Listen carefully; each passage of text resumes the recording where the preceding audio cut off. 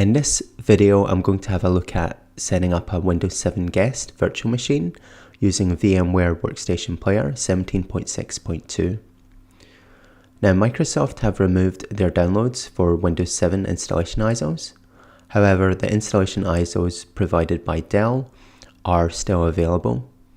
And the installation ISOs provided by Dell are actually updated for Windows 7 Professional and contain updates to 2016, including USB 3 driver support.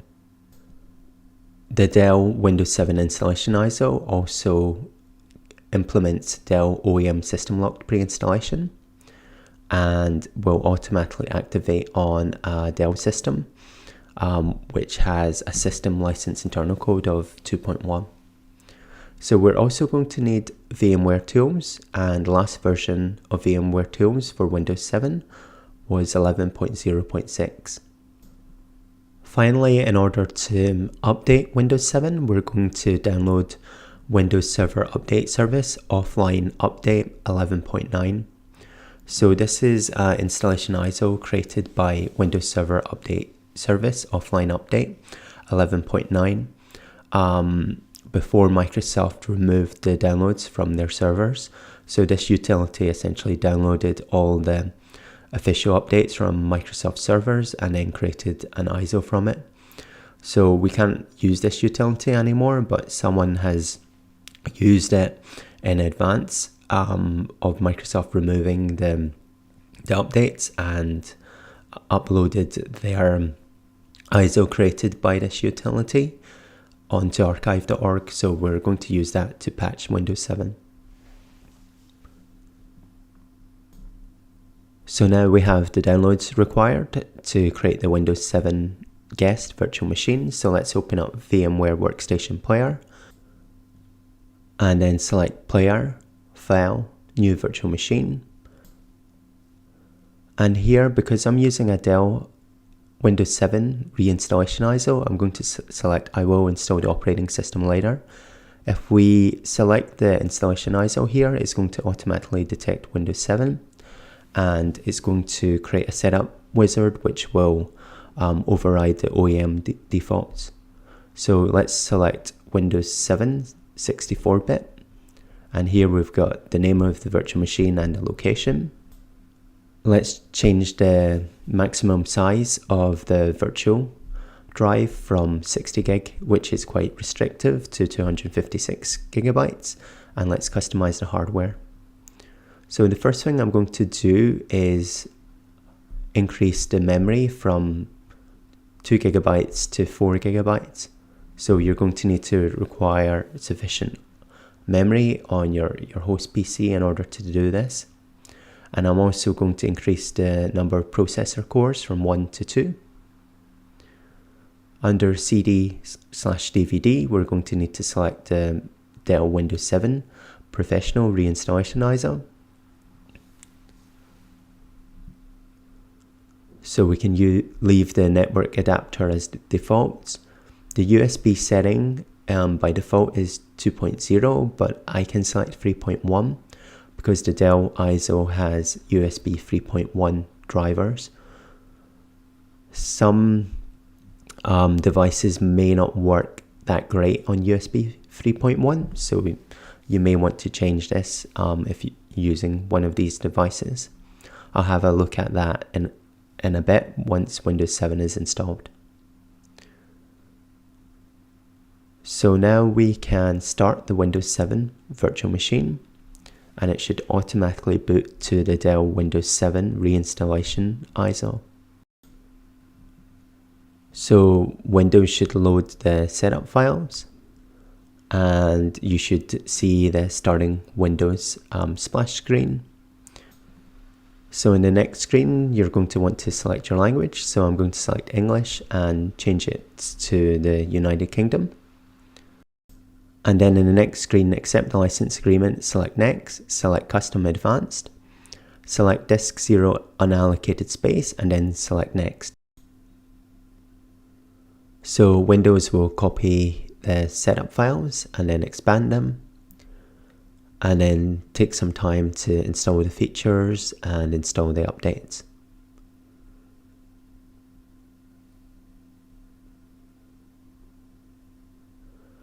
So the Windows 7 guest will restart a few times during installation.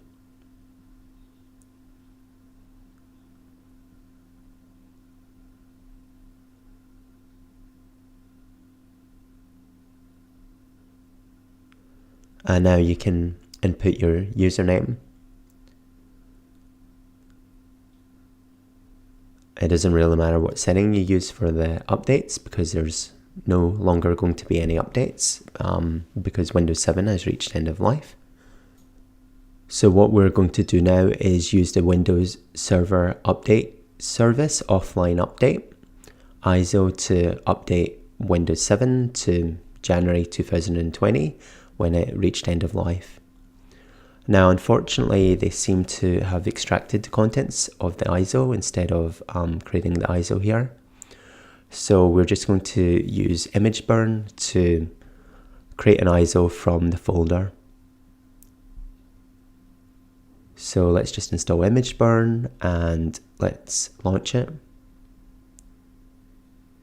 So we want to create an image file from files/folders, and we want to select this folder, so it's in downloads. We want this, and okay, it's got a subfolder. Let's just select that. And then let's just save it to an ISO image.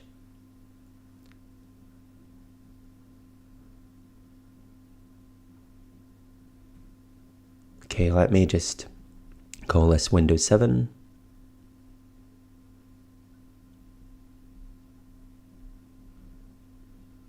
And then I'm just going to select yes. And then yes again. And then okay, so image burn will create an ISO from this folder, and we can mount this ISO in the Windows 7 guest virtual machine.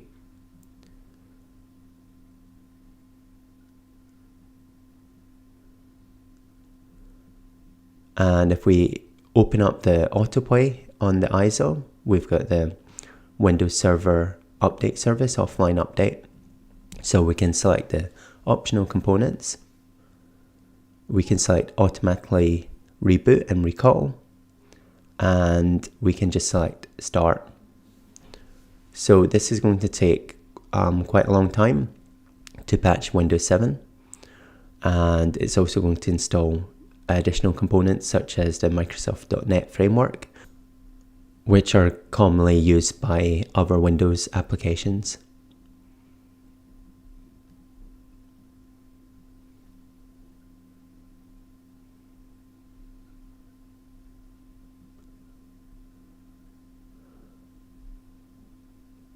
So now Windows 7 is patched.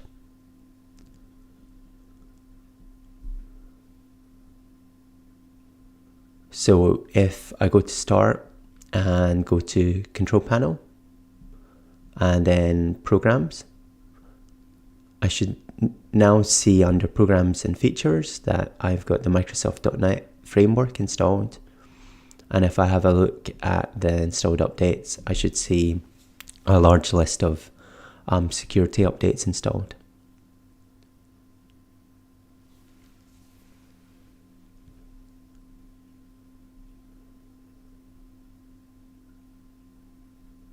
So now I'm going to change the ISO to the VMware Tools ISO, and this will install the system drivers for the Windows 7 guest. And this will essentially allow resizing of the screen, and it will allow drag and drop to and from the Windows 7 guest to the Windows 11 host. If you're using a Ubuntu host, then you're not going to be able to drag and drop to the Ubuntu host because the GNOME desktop environment isn't supported by VMware Workstation Player when it comes to drag and drop. So you'll need to set up a shared folder if you want to copy any file from the Windows 7 guest to the Ubuntu host. So let's just select next, next, and finish. And then select yes at the prompt to reboot the Windows 7 guest. So now VMware tools are installed. So when I resize the window on the Windows 11 host, the Windows 7 guest is automatically going to resize to occupy the window space. So the Dell Windows 7 reinstallation ISO will implement OEM system locked pre-installation if the system BIOS has a system license internal code of 2.1. Otherwise, as in the following case, you'll see that Windows 7 isn't activated and you essentially have a 30-day evaluation period, and then after that your desktop background goes black and you've got a watermark on the desktop and some prompts will display to activate Windows. Now, because Windows 7 has reached end of life, Microsoft no longer sell retail product keys, and a lot of their services to activate Windows 7 online may no longer work. So you can either use Windows 7 unlicensed, or in the case where the system came with a Windows 10 Pro OEM license, you can modify the Windows 7 guest's virtual machine configuration file. So you essentially just open it up in a text editor like Notepad, and then add the following commands. So basically these commands pass through the host's system license internal code 2.1 to the Windows 7 guest, and it will apply Dell OEM system locked pre-installation because it will have a valid system license internal code of 2.1. Adding this line of code when the host PC doesn't have a system license internal code of 2.1 will stop the Windows 7 guest from booting. It's also possible to use a modded ROM. So in order to do this, you're going to need to make sure that you've got the ROM in the Windows 7 folder and that it's named correctly. And then in the virtual machine configuration file, you need to refer to this ROM. So I'm just going to leave Windows 7 unlicensed, so I'm not going to break any license agreements. And so when I log in and right-click computer and select properties, Windows isn't activated and I'm using the 30-day trial grace period. If the system has a system license internal code of 2.1, Windows will automatically be activated offline. So Windows 7 has reached end of life, and the only real reason you would be using it at this moment in time is because you've got a legacy device that only has a Windows 7 driver. So I'm going to demonstrate connecting Logitech Pro 9000 via USB to the Windows 7 virtual machine. So let me just download the driver for this webcam, and then I can essentially just drag and drop the download from the Windows 11 host downloads folder to the Windows 7 guest downloads folder. And if I go to Player, Removable Devices, and then connect the Logitech Pro 9000, I can go ahead and install the driver. So let me just follow through with the installation instructions. It's going to detect the camera, and then we're going to go ahead and install the drivers. Now, some video should display here, so the webcam doesn't appear to be working properly. So let me just select next, and then it's going to prompt for a restart. So I'm going to select restart later and actually just shut down the Windows 7 guest virtual machine. because what I think the problem is it's using a USB 3.1 port. So I need to configure the virtual machine settings to use USB 2.0. I think this camera doesn't work properly on a USB 3.1 port on Windows 7. Windows 7's implementation of 3.1 wasn't that great. So now we're going to reconnect the camera, and we're emulating USB 2.0. And the camera's still a bit slow, and that's because it's using a high resolution and using a USB 2.0 port. So this was the limitation of this camera. It had a great resolution, but it was really slow, or you could lower the resolution and have a higher refresh rate. So essentially the camera pushed the boundaries of hardware at its time of release, so the boundaries of USB 2.0 and of Windows 7 in general.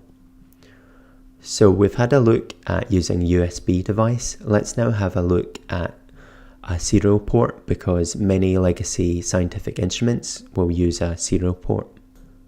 So I've got a USB to serial port adapter, and I can have a look at its properties in the Windows 11 host PC. So I can see it's got a speed of 9600 set, and it's set to use COM port 3.